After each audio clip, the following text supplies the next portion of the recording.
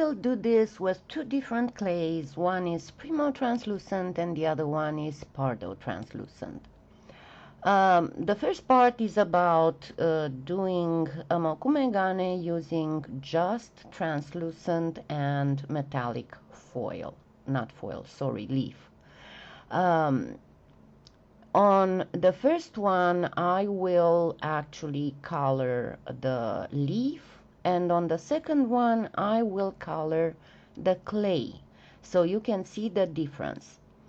Now, this specific technique is not as showy, and you cannot see so much of the mokume gane effect. It is exceptional though for certain effects depending on the background you're placing your mokume gane. As you can see, I have placed on Primo some gold leaf, and I am using alcohol inks to color the leaf. I'm going to use some red, some yellow, some orange, some maroon even, and some violet.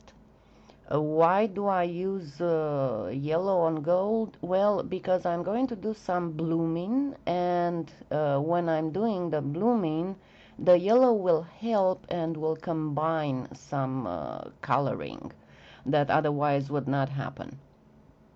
And I am using the gold leaf on Primo because Primo is slightly yellowish, and I'm going to use the silver leaf on Pardo because Pardo is so much whiter than Primo's, and it also grabs the color differently as tinting goes. As you see, I have spread a little bit my inks, then I placed a few more drops of the red. I sprayed, I helped the red flow a little bit, and then I'm going to bloom a few violet drops. I will let them get lost. I don't know how to describe otherwise this process, but they will kind of dissipate, and I will have to enhance one more time the violet. And of course, now it has to dry. I'm just pinpointing a few of the violet blooms with more red.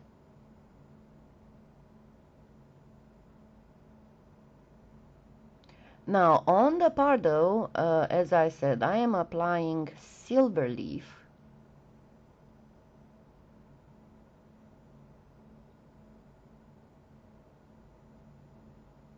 And I got an oops there. Good part is that I managed to get most of it off, even if normally whenever you have some metallic leaf adhering to clay, that's it, it stays there. But yes, so I applied on half of the Pardo silver leaf, and then the other half I will be using again alcohol inks to color.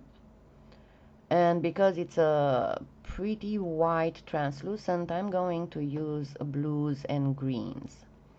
And if you've ever used alcohol inks on Primo translucent, you will see that there is a huge difference between the way the Primo translucent grabs the alcohol ink and the way the Pardo translucent grabs the alcohol ink. The color is stays more pure if you want, and the Pardo also grabs and retains the pigment more. You will see that even after I dab it with the paper towel, there will be a lot of the color that stayed there.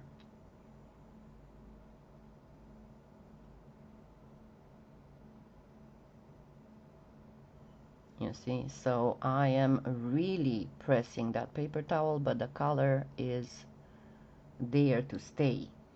That is not to say that the translucent will not be translucent. No, Pardo is one of the most beautiful translucent clays, maybe the most beautiful. I didn't try uh, the other ones except for Primo, so I couldn't tell. So I'm starting to stack. Generally speaking, whenever you're using a metallic leaf, you always want the sheet that is right above the leaf to be translucent. It doesn't mean if doesn't matter if it is tinted translucent. It has to be translucent in order for you to get the full beauty of the metallic leaf. I kept a little piece of that for a third stack that we will do. That's a third technique. On this one, again, I am getting about 1/3 for the third stack, and then I start layering the metallic foil covered translucent with the regular translucent. And also you always want the top of the stack to be translucent, because if you need to in any way, you know, sand or buff or whatever, if your top stack is the metallic leaf, then you will sand it off. So I am covering it with more translucent, and I will also use the scraps that I got from trimming for a buffer layer on the bottom.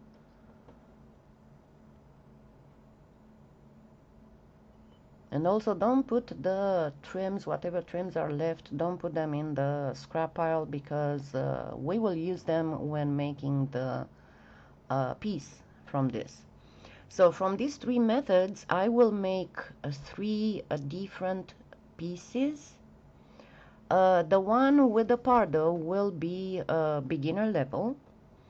This one will be intermediate level, and then with the third stack, I will do a concept art piece.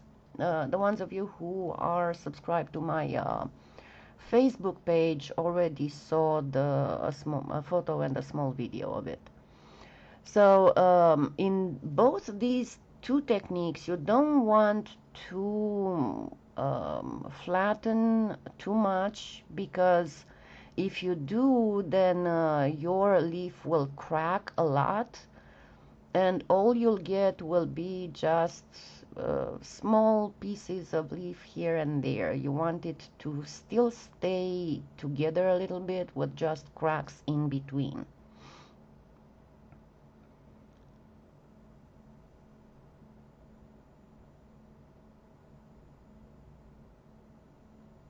And of course, now comes the fun part, and that is making some various spokes in all this.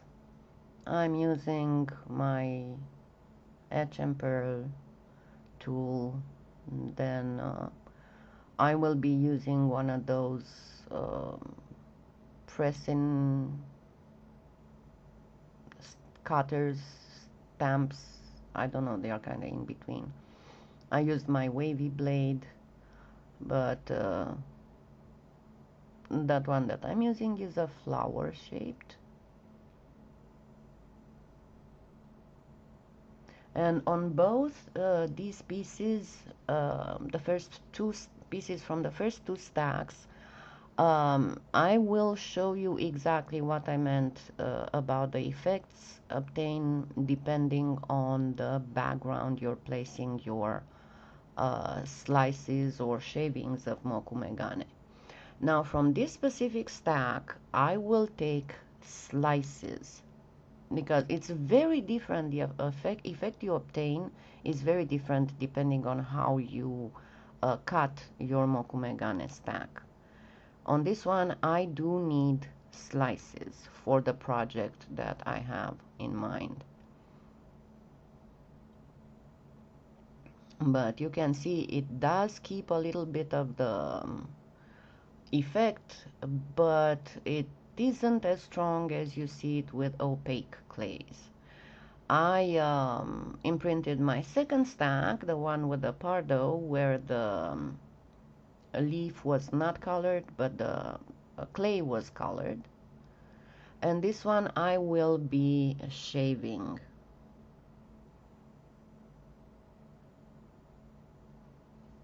Because I want a completely different effect. I do not go for the, I just look for the distortion, not for preserving the pattern that I had imprinted.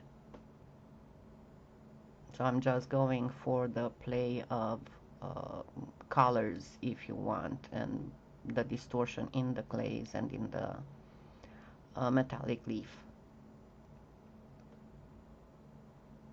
But you can see how the Pardo has retained the color beautifully, even when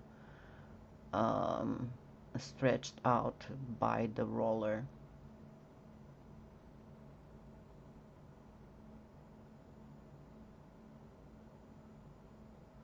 And again, if you want to do this method and you want to slice it, you will see in the piece how much it depends on the background you are putting your slices on. Now for the third stack, I will just mix the pieces from both previous stacks, and you can see that I am using a layer of metallic leaf covered clay, and then a layer of translucent clay, be it plain translucent or color translucent.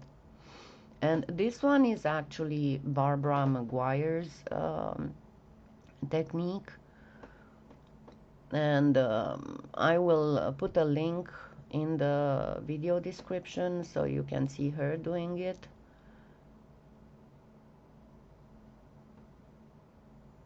But I just wanted to show you 3 different ways of using translucent clays without other colors in between them. In this one, you cover it with a very thin sheet of black. And also, whenever you start this kind of technique, you need to start with the thinnest setting, because again, you don't want to stretch it too much, because you want to keep your foil fairly intact. So I am doing a little bit of stretching on this, and then I will use one of my glue gun stamps. Yeah, I will make a video at one point. I got the idea from Debbie Crothers. I will make a video at one point on how to make these. They are beautiful, and they leave big imprints, only that you can do them only on the big side. It's not possible to really control that glue gun to do very, very thin. And I need to stand up to do that. But you will see it leaves a beautiful, deep imprint. I want a little bit more than that, so I will be using again a cutter and that push release cutter mold and my etch and pearl. And then on this one, Barbara McGuire does not shave. She simply cuts the stack, slices the stack in the middle, and you will see what beautiful designs come up with it.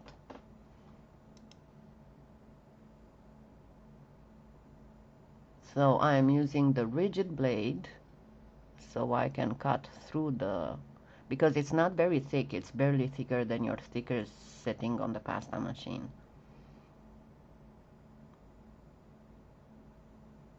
And there you go. Because I have several colors of metallic leaf, in the spiral actually you can see red metallic leaf, and then all that white is interspersed with silver leaf.